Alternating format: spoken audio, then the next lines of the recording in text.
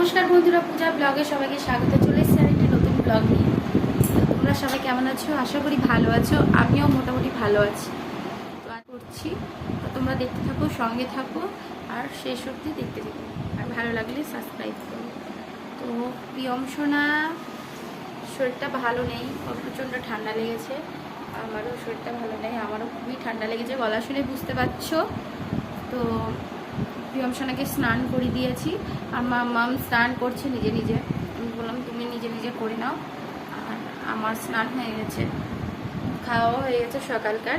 আর তা তোমরা দেখো। আর প্রিয়ম বাবু ঘুমোচ্ছে, এই যে তোমাদের দেখায় ঘুমোচ্ছে, বিছানায় ঘুমিয়ে রয়েছে।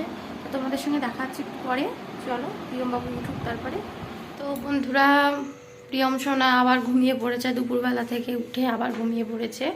তো চলো আজকে একটু বাজারে বেরোবো, মার জন্য, ঠাকুমার জন্য আর মামামের জন্য কিছু জামা কাপড় কেনাকাটা করবো।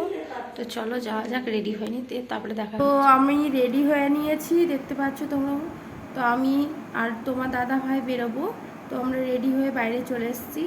মাম্মাম যাবে না, মাম্মাম খেলা করছে যে বাচ্চা পাটিদের সঙ্গে। তো চলো আমি আর তোমার দাদা ভাই বেরিয়ে যাবো জামা কাপড়ের দোকানে। তো আমরা দোকানে চলে এসেছি। কিছু শাড়ি দেখালো, তার মধ্যে থেকে মায়ের জন্য একটা শাড়ি বেছে নিলাম আর ঠাম্মির জন্য একটা শাড়ি বেছে নিলাম। তো তোমার দাদা ভাইয়ের জন্য দুটো প্যান্ট নিলাম, প্রিয়ম সোনার জন্য জামা নিলাম, মাম্মামের জন্য। আমাদের বাজার করা হয়ে গেছে, তো আমরা বাড়ির দিকে রওনা দিব, কারণ প্রিয়ম সোনাকে রেখে এসেছি আর মাম্মামও বাড়িতে আছে। তো চলো বাড়ি গিয়ে দেখা হচ্ছে তোমাদের সঙ্গে। তো অনেকক্ষণ হয়ে গেল, রাত্রি লেগে গেছে প্রায়। তো চলো বাড়ি যাব। আর দেখো রাস্তায় এসে স্টেশনে দেখছি রেল লাইন করে গেছে, প্রচণ্ড ভিড় রাস্তায়। তো দেখতে দেখতে আমরা বাড়ি চলে এসেছি। তো চলো, এই যে ফাঁকা, আমরা বাড়ি চলে এসেছি।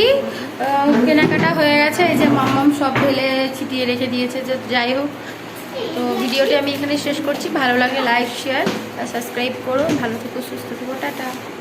আর দেখা হচ্ছে পরের ব্লগে।